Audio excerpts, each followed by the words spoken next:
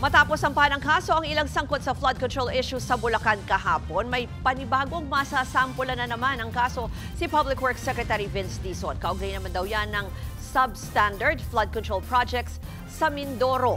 At para po sa detalye, nasa linya ng telepono si Gerard de la Peña. Gerard, sino-sino ba ngayon ang mga bagong kakasuhan ng DPWH at kailan ipa-file yan? Through September 17 o sa Miyerkules sa susunod na linggo ay nakatakda na raw sampahan ng kaso ng DPWH ang mga kontraktor at opisyal ng ahensya na nasangkot sa mga substandard na proyekto sa probinsya ng Oriental Mindoro. Ayon kay Public Works Secretary Vince Dizon, wala raw naging koordinasyon ng DPWH sa lokal na pamahalaan ng Oriental Mindoro. Nagulat na lamang daw ang mga taga roon na may ginagawa ang DPWH sa kanilang lugar.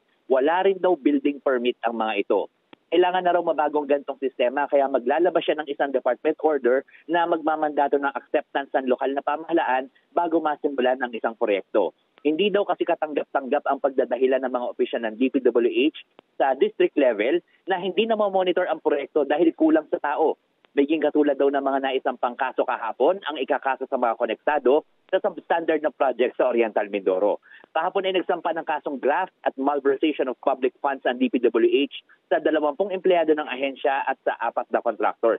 Maliban dyan, Ruth, nakahanda na raw ang dismissal order kay dating DPWH Bulacan Assistant District Engineer Bryce Hernandez at Head of Construction Sector JP Mendoza. Blacklisted na rin ang mga nakasuhang contractors, kabilang na ang Wawaw Builders, Sims Trading, IM Construction at St. Timothy Construction ng Pamilya Diskaya. Tuloy-tuloy lang daw ang pagkakaso ng DPWH habang itinatatag pa ang Independent Commission on Infrastructure ni Pangulong Bongbong Marcos. Ruth, sabi ni Secretary Dizon, gagawa sila ng hakbang para maipaayos pa ang mga napornada at substandard na proyekto ng DPWH.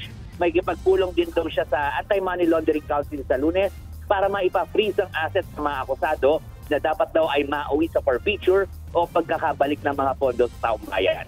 Ruth? Yan po ang Express Report ni Gerard de la Peña mula sa Quezon City. Mga kapatid, Ruth Cabal po para sa mabilis na pasada ng mga balitang dapat niyong malaman, mag-follow at mag-subscribe sa social media pages ng News 5.